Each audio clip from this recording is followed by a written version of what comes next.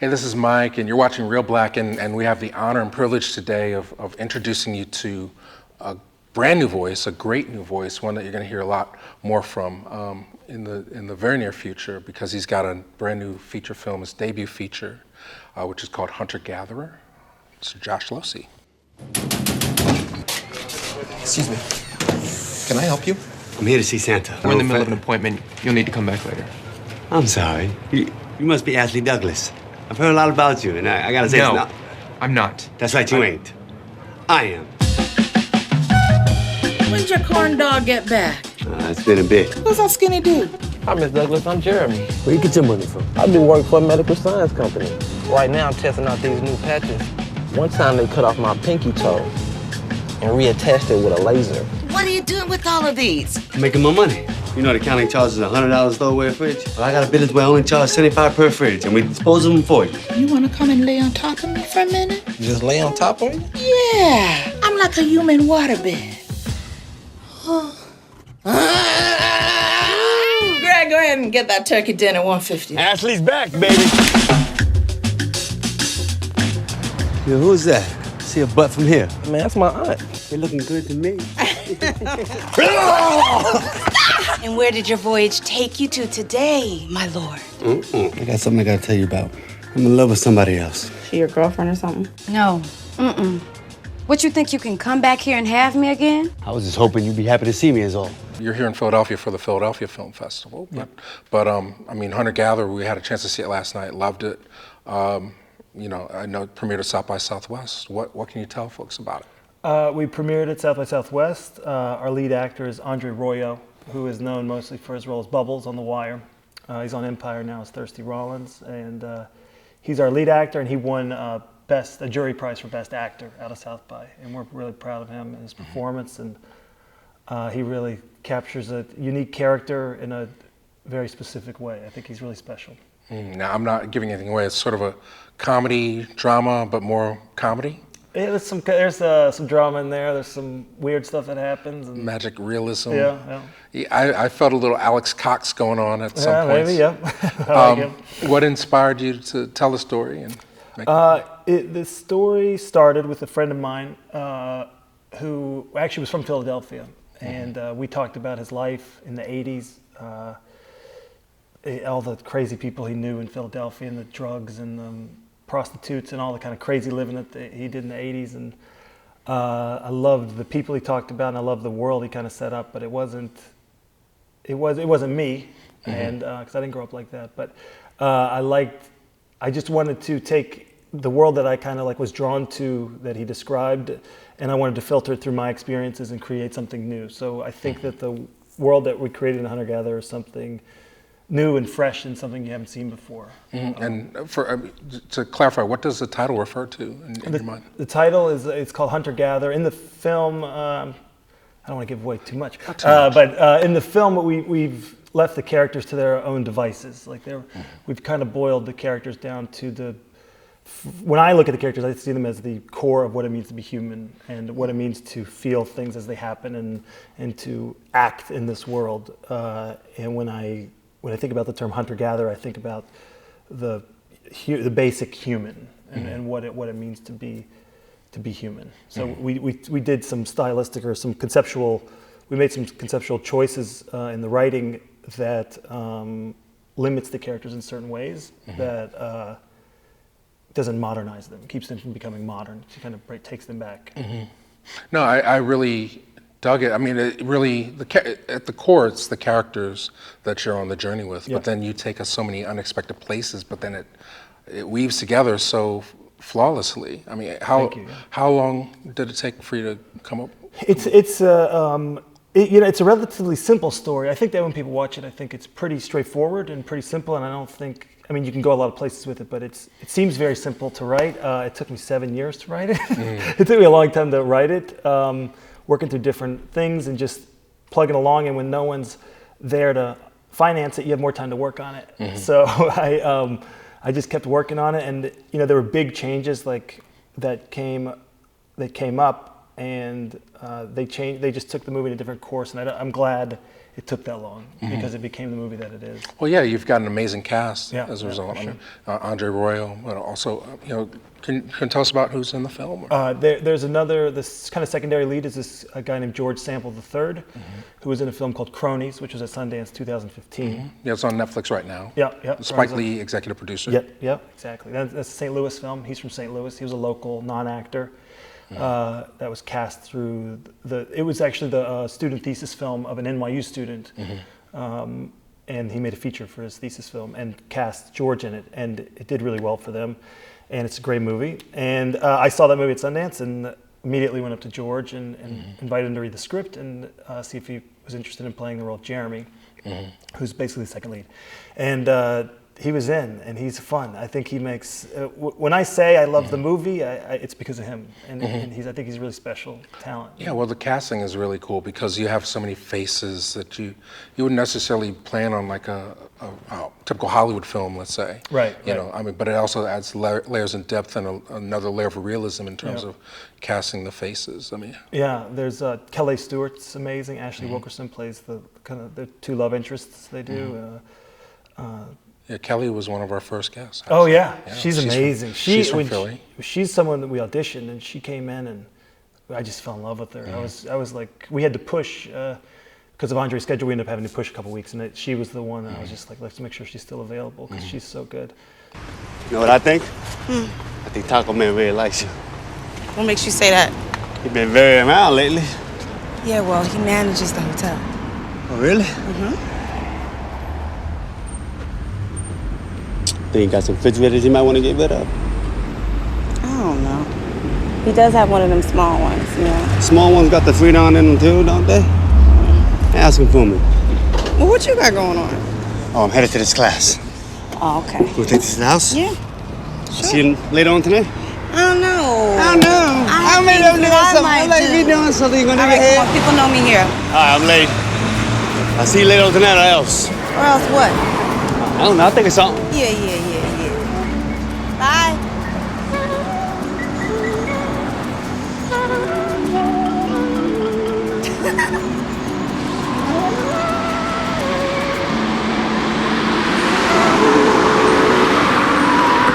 Kevin Jackson is amazing. Celestial plays Ashley's mom. Dal Connor plays a bookstore clerk, book bag salesman. No, one thing comes to mind. When you conceived the script, did you imagine these characters all being African American? Yes. The original, the inspiration for the movie was black guy.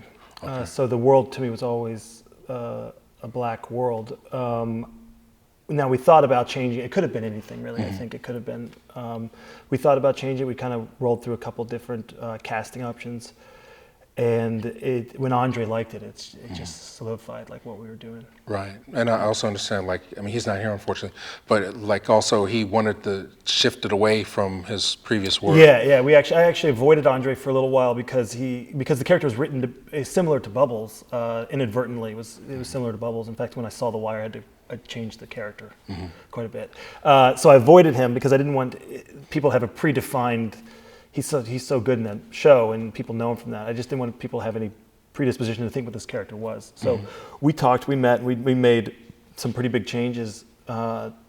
Just to he said no one wants to move on past Bubbles more than I do. And I think things like being Thirsty Rollins on Empire helps people reframe him in their mind because he is a character actor, and he is I think. We've kind of shown together, kind of shows he's a leading man. Like he can carry a movie. And that's what I was going to say. He's virtually in every single scene. Yeah, the camera's on his face 80% of the movie, I think. And he carries it. I mean, I think he's got a wonderful face, and he's a professional actor. I mean, he knows what to do when he shows up to work. Right. I know that it's like a short shooting schedule, relatively. Yeah, we shot in 18 days in LA. We had 1 day pickups after that. But yeah, it's pretty tight. The thing with our movie is there's a lot of locations and a lot of like ancillary characters. So there's a lot of actors and a lot of locations, which on a tight budget spreads you really thin. So we had to make, you make compromises and that define your movie. So you have to know when to compromise and what compromises are going to define your movie in a positive way and which ones are going to limit the story. So 7 years from conception to completion. Yeah. What were you doing in that intervening time? I know. I work in LA. I work on sets. I'm a production designer. So we build the sets and we do the props and we get the plants and the chairs and all that stuff. Okay, yeah. Do you like our plan? It's great. It's great. You know, this is actual, real, fake. This is great. Whatever. Yeah. So I do that on commercials and I love it. And I feel like I didn't go to film school. I worked my way up kind of as a PA to art department and tried a couple different things. ADing and different things, but I feel like I got paid to learn how to make films. It limited me in some ways, but it also created opportunities in other ways. Right, yeah, like whose sets did you have a chance to visit? I worked, I came up, probably the most famous thing I worked on was the Old Spice commercials where the guy says, I'm on a horse. I didn't work on the first one, but I worked on the subsequent ones. And not the Terry Crews ones, but no, not the Isaiah Mustafa ones. Okay. Yeah, I worked on 2 of those. And you production designed those? I art directed those, so it's the second. Yeah. Right, it's behind the scenes stories. So. Yeah. Andy Resnick was the production designer, but we had those are very, very, very hard jobs to do, but we did them and learned a lot from them. And the director of those is a guy named Tom Kuntz, who I look up to. And but I've been on set with David O. Russell, Peter Berg, David Gordon Green is executive producer on this film. Pineapple Express? Yeah, I was his assistant on Pineapple Express. Okay. And then I art directed some commercials of his, and then I art directed Prince Avalanche and Manglehorn. But you knew for a long time that you wanted to ultimately write and direct your own films? Yeah, for sure. I just saw art department as a good avenue to learn the process and the materials involved in filmmaking, because you're in the art department, you're involved from the beginning to the end, and before they edit, of course. But that's what I needed to know, and I need to invest in myself, because that's not something I was raised. I studied literature, I studied poetry in college. Like I didn't know how a set worked. I didn't know what people did. I didn't know how to get the curtain to the thing or the chair. Like I didn't know that stuff. So I needed like some hard education and those things. So was that a specific decision that you wanted to not study film, or when did the film bug bite you? I wanted to either make films or be a preacher. And around 22, I decided I wanted to make films, but I studied literature because that's storytelling, and it would have helped with either path. So I wanted a basis in the history of storytelling and the techniques that go into that. So I studied literature. Right. So, well, so in the process of working up the ladder into things, you met some folks who were influential. Yeah. So you didn't do the Kickstarter route or try and use your own money to make this film. We were ready for it. I mean, we met with a guy named Jesse Kahn at Cinetic, a company called Cinetic in New York, and one of our producers, Sarah Murphy, had known him, and we had gone out to investors, and we had gotten a positive response to it. Nobody signing any checks, but it was a unique response. So we knew we had something that maybe we could, get financing for. But Jesse Kahn at Cinetic connected us with 2 people, Isaiah Smallman at Mama Bear, which is in Chattanooga, Tennessee, and Michael Covino and Sam Kretschmar and Kyle Marvin, all at Unbundled Underground, which is in New York. And they actually produced Kicks as well. And for Mama Bear, this was their first movie. They've got some good stuff coming up, actually. But it was kind of a match made in heaven. They're super creative. They have good input and they ask great questions, and they just want to see projects through to the end. And I know Isaiah. When I talked with Isaiah the first time, he said his favorite actor was Andre Arroyo. So I was like, you gotta. Yeah, the stars lined up at that point. Yeah. The stars definitely aligned. And I went to college near Chattanooga too. But they were great. You couldn't ask for bigger supporters of the movie, and they're just great. Fantastic. So, I know a lot of people watching, they have scripts in their drawers or scripts they haven't worked on. Was this your very first screenplay, or had you written several before? I've written and co-written 6 or 7, probably. This is the one that always stuck with me. It kind of stuck in my gut, stuck to my ribs. So, it's just. You keep writing and you keep trying to refine your voice, and you're sitting there and you got a drawer full of scripts. Which one is sticking with you, and which one is achievable at a targetable budget level? Like what you got to work. Like some of the stuff I've written is bigger budgets. It's like, well, I can't come out of the gates making that necessarily. So let's start with something that we can make for a smaller budget.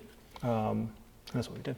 Right. Yeah. Somebody, is it Dove Simmons? I think says like people always want to know how to get to direct a $100 million film. Yeah. And they say, well, you make a $10,000 film. Yeah. And you make your money back, and that's successful. And then you find some investors to do a 50, and Yes. and then eventually you'll be invited to do the $100 million. Yeah. joint, That's the path some take. For sure. But I'm very curious. While we have maybe 5 minutes left. I mean, so words of advice for filmmakers out there, and then in terms of things that you've learned from your mentors that you've worked with. I think the biggest advice I would give is to keep refining your voice, and keep realizing what you like and why you like it, and asking yourself questions, and maintain a curiosity about the world and people. And through all that, you'll refine your voice and create something unique. Our movie, I think that's what makes our movie special, is that it's a unique take on something. And I don't think if our movie is a normal story about a guy getting out of prison trying to put his life back together, I don't think you're going to be talking to me. I don't think it's going to be playing here. We had a specific way we were doing it, and we have a unique voice. So I think that's what makes it special. And then the best advice I've gotten, my mentor I look to is David Gordon Green, who did Pineapple Express. His work ethic, and to keep working, and the guy wakes up at 5 a.m. and goes to bed at 11 and doesn't stop working all day. So just watching him create his reality of success, just kind of created out of nothing. I mean, he made his first movie when he was like 23 with money he had saved up. So there is a world too where you create what's happening in your life. So it's definitely the work ethic, and just keeping your head to the ground, and keep writing, and keep doing what you need to do. And be a cool dude. Yeah, be a cool dude. That helps. Don't be I'm an still asshole. learning that. I'm still learning that part. Don't be an asshole, or else you don't get to stay on the sets, and you don't get to get hired again. Yeah, I mean, and that goes to the people you have supporting you. I mean, they are. I mean, I've got a really good friend right now making the poster for our movie, and he's doing it for very little money, and he's doing it out of the kindness of his heart. And our movie isn't as successful if he's not doing that, and it's not something I can do. I can't sit at the computer and make that. So, if you are kind to people, it helps you make your movie, but you have to give away part of it. So it's not my movie. I've never said, I've made very clear from the beginning, this isn't my movie, this is our movie, and we're all making this together. And while there is a script and there is a vision, everyone's going to be able to input, and everyone's going to have an impact on this movie. Right, and it's like your first day on set, that probably was a great attitude to have, Yeah, well, that's a panicked day. The first day on set is pretty sketchy, but yeah, you have to. I think I think it's good to have a roadmap and a plan and a specific vision, but you have these people who are smart and who have a point of view, and they're gonna. If the movie was what I thought it was going to be when we started making it, it'd be this. But now it's this. It's this bigger thing, and I think that everyone who was a part of it feels that they have their fingerprint on it. Awesome. So for people that weren't here in Philadelphia to experience the Philadelphia premiere of Hunter Gatherer, where can they have an opportunity to see your film? We are going to be in theaters in New York and LA. We'll be in theaters on November 16th, and then between then and February, we're picking up other theaters around the country. So I'm hoping to get a theater in Philadelphia, and if not, then we'll be on iTunes and Netflix and all that stuff in February. Like a VOD? Yeah, there'll be a VOD. Okay. All right. Well, that's awesome. So now we are invested in your success. Yeah, thank you. And we're looking forward to whatever you have planned next. Now, are you still doing the production design, or you've graduated past that? Working on that transition right now. You got to pay the bills, and you got to keep the lights on. So I'm still doing the production design, and I love it, and I love the people I work with and work for, and it's a great way to make a buck and still be involved in creativity. All I do is try to get her to fall in love with me again. Did she love you before? Yeah, she did. Then she'll love you again. You and me have something real. Don't you see that? Sometimes when you can't get the person that you really want to be with, you gotta settle for somebody you actually can get. I'm not settling for nobody. It's Linda or it's nothing. What if she doesn't ever love you again?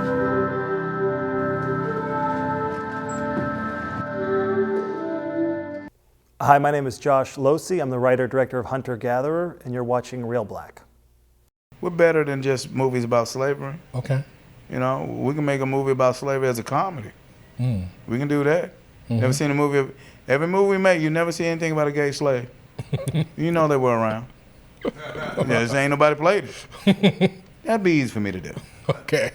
And that'd be, so, you know, that'd be, all my burlap shorts would be shredded. But they'd be neat. When the words little and purple are in the same sentence, you can only be talking about one guy, and it's Prince. He said, yeah. He's looking for something to get into tonight, so I told Sheila to tell him to come down and check you out. And I was like, okay, cool.